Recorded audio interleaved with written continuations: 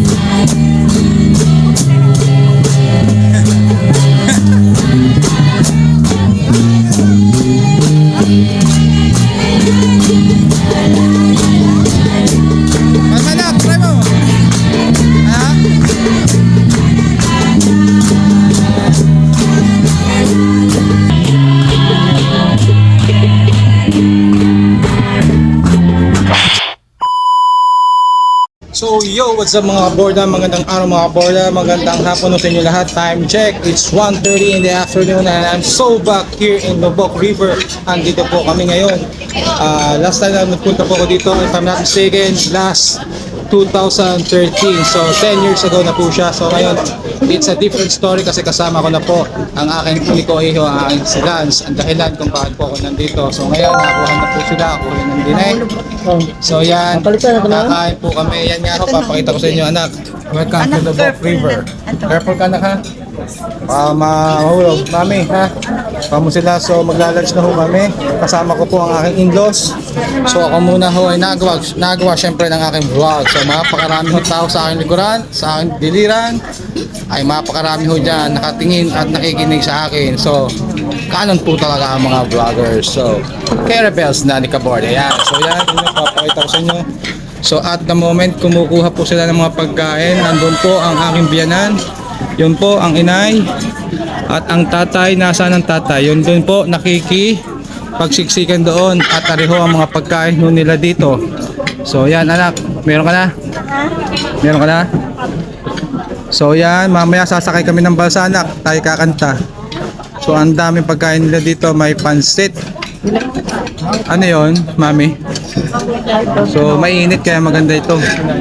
Ano rin pansit? Ano yun? Langka. Parang langka yun. Tapos adobo. Tapos manok. Tapos meron din ho doong mga ano to, parang fish kayo mami? Yeah. So yun. At saka po may barbecue. At meron din po doong shrimp. At saka meron din prutas. May pakuan. Yan.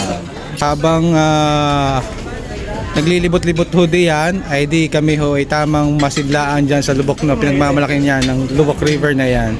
So kakain muna ho ako. At baka ho ari magalit na sa akin ang aking celebrant. So yan, magandang hapon po sa inyong lahat. Kagaganda po ng mga nadun eh. So yan, once again papakita ko sa inyo mga pagkain mo din eh.